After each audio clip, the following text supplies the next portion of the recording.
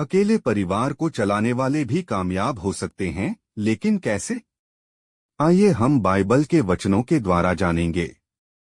आज कई परिवारों में माँ या पिता अकेले अपने बच्चों की परवरिश कर रहे हैं। बच्चों की परवरिश करना वैसे भी एक मुश्किल जिम्मेदारी है, मगर यह उन लोगों के लिए और भी बड़ी चुनौती बन जाती है जो अकेले घर चलाते हैं, फिर भी वे कामयाब हो सकते हैं। ऐसे माता पिता बाइबल में दर्ज यूनीके की बेहतरीन मिसाल से हौसला पा सकते हैं। वह पहली सदी की एक यहूदिन मसीही थी।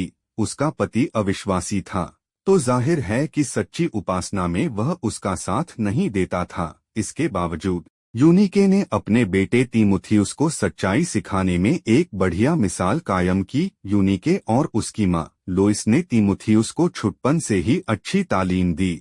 इसलिए अगर तीमुथियुस के साथियों ने गलत राह पर चलने के लिए उस पर दबाव डाला भी हो, मगर वह उनके बहकावे में नहीं आया, क्योंकि प्रेरितों की पत्री अध्याय 16 आयत 1 और 2 में लिखा है, फिर वह दिरबे और लुस्त्रा में भी गया, और देखो वहाँ तीमुथियुस नाम एक चेला था, जो किसी विश्वासी यहूदिनी का पुत्र था, परंतु उसका पिता यूनानी था। वह लुस्त्रा और इकुनियुम के भाइयों में सुनाम था। और 2 तीमुथियुस की पत्री अध्याय 1 आयत 5 में लिखा है, और मुझे तेरे उस निष्कपट विश्वास की सुधि आती है जो पहले तेरी नानी लोइस और तेरी माता यूनीके में थी, और मुझे निश्चय हुआ है कि तुझ में भी है।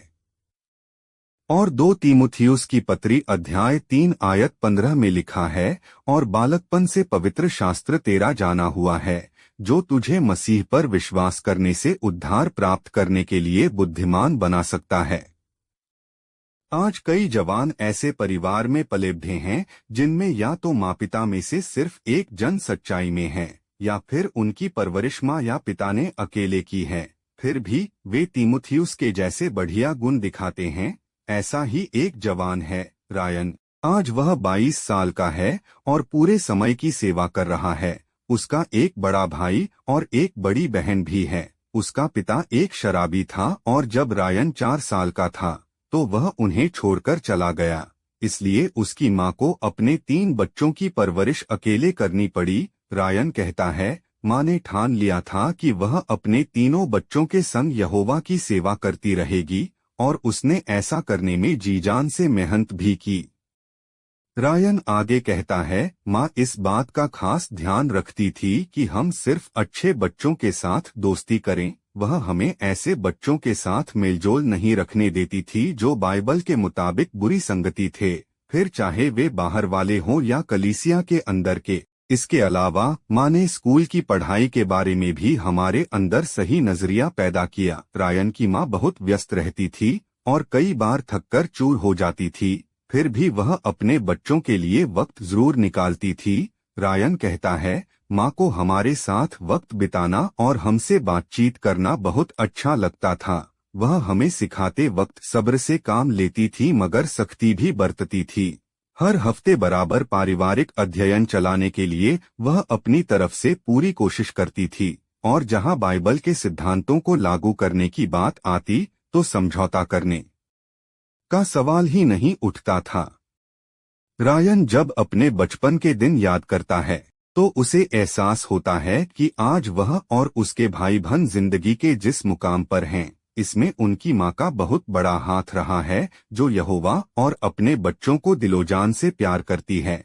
इसलिए मसीही माता पिताओं, चाहे आप अकेले परिवार चला रहे हों या अपने पति पत्नी के साथ, चाहे आपका साथी सच्चाई में हो या नहीं, अपने बच्चों को परमेश्वर के बारे में सिखाने में कभी हार मत मानिए। इसके बावजूद कि कभी बच्चे आपको निराश कर दें या फिर आपकी कोशिशें नाकाम होती नजर आए, ऐसा भी हो सकता है कि कुछ जवान बच्चे शायद उड़ाऊ बेटे की तरह सच्चाई से बहक जाएं, लेकिन दुनिया का मजा लेते लेते एक दिन जब उन्हें होश आएगा कि दुनिया कितनी जालिम और खोखली है, तो हो सकता है कि वे सच्चाई की तरफ लौट आए। नीतिवचन की पुस्तक अध्याय 20 आयत 7 में लिखा है, धर्मी जो खराई से चलता रहता है, उसके पीछे उसके लड़के वाले धन्य होते हैं।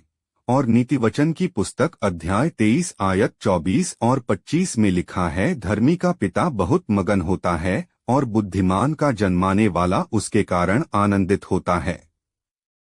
तेरे कारण माता पिता आनंदित और तेरी जननी मगन होए। और लूका की पुस्तक अध्याय 15 आयत 11 से 24 में लिखा है, फिर उसने कहा, किसी मनुष्य के 2 पुत्र थे।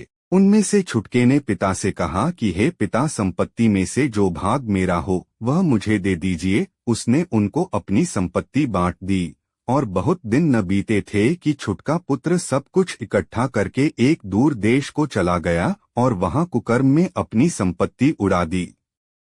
जब वह सब कुछ खर्च कर चुका तो उस देश में बड़ा अकाल पड़ा और वह कंगाल हो गया। और वह उस देश के निवासियों में से एक के यहाँ जा पड़ा। उसने उसे अपने खेतों में सूअर चराने के लिए भेजा और वह चाहता था कि उन फलियों से जिन्हें सूअर खाते थे अपना पेट भरे, और उसे कोई कुछ नहीं देता था। जब वह अपने आपे में आया तब कहने लगा कि मेरे पिता के कितने ही मजदूरों को भोजन से अधिक रोटी मिलती है और मैं यहाँ भूखा मर रहा हूँ। मैं अब उठकर अपने पिता के पास जाऊंगा और उससे कहूंगा कि पिताजी, मैंने स्वर्ग के विरोध में और तेरी दृष्टि में पाप किया है। अब इस योग्य नहीं रहा कि तेरा पुत्र कहलाऊं। मुझे अपने एक मजदूर की नाई रख ले। तब वह उठकर अपने पिता के पास चला। वह अभी दूर ही था कि उसके पिता ने उसे देखकर तरस खाया और दौड़कर उसे गले लगाया और बहुत चूमा। पुत्र ने उससे कहा, पिताजी, मैंने स्वर्ग के विरोध में और तेरी दृष्टि में पाप किया है और अब इस योग्य नहीं रहा कि तेरा पुत्र कहलाऊं। परंतु पिता ने अपने दासों से कहा, फट अच्छे से अच्छा वस्त्र निकालकर उसे पहनाओ और उसके हाथ में अंगूठी और पांवों में जूतियां पहनाओ। और पला हुआ बछड़ा लाकर मारो ताकि हम खाएं और आनंद मनावें, क्योंकि मेरा यह पुत्र मर गया था, फिर जी गया है, खो गया था, अब मिल गया है। और वे आनंद करने लगे। परमेश्वर के इन वचनों और बातों के पढ़े और सुने जाने पर प्रभु आप सभी लोगों को आशीष दे। धन्यवाद। आमीन।